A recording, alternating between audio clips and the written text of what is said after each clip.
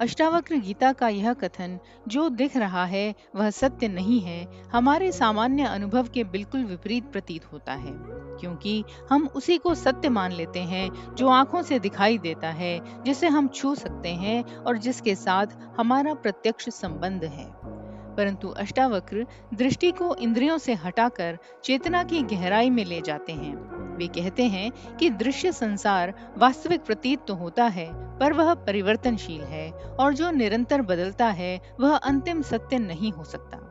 सत्य वही होता है जो काल, परिस्थिति और अनुभव के बदलने पर भी अपरिवर्तित रहे। इस संसार की तुलना स्वप्न से इसलिए की गई है क्योंकि स्वप्न भी जागृत अवस्था में असत्य सिद्ध हो जाता है, जबकि स्वप्न देखते समय वह पूरी तरह वास्तविक लगता है।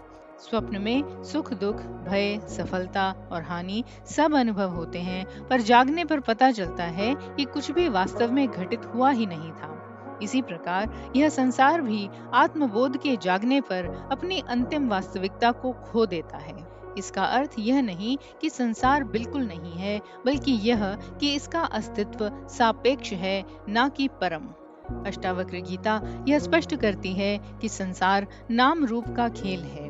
वस्तुएं, व्यक्ति, परिस्थितियां सब रूप बदलते रहते हैं। जो आज है वह कल नहीं रहेगा। शरीर बचपन से वृद्धावस्था तक बदल जाता है। विचार हर क्षण बदलते हैं। भावनाएं आती जाती रहती हैं। लेकिन इन सब परिवर्तनों को देखने वाली जो चेतना है वह नहीं बदलती। वही चेतना आत्मा है और वही सत्य है।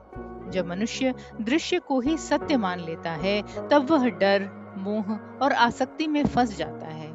वह नश्वर को पकड़ने की कोशिश करता है और उसी से दुख पैदा होता है। लेकिन जब यह समझ विकसित होती है कि दिखने वाला अस्थाई है, तब भीतर एक वैराग्य जन्म लेता है। भागने वाला नहीं, बल्कि समझ से उत्पन्न हुआ वैराग्य। तब व्यक्ति संसार में रहते हुए भी उससे बंधा नहीं रहता।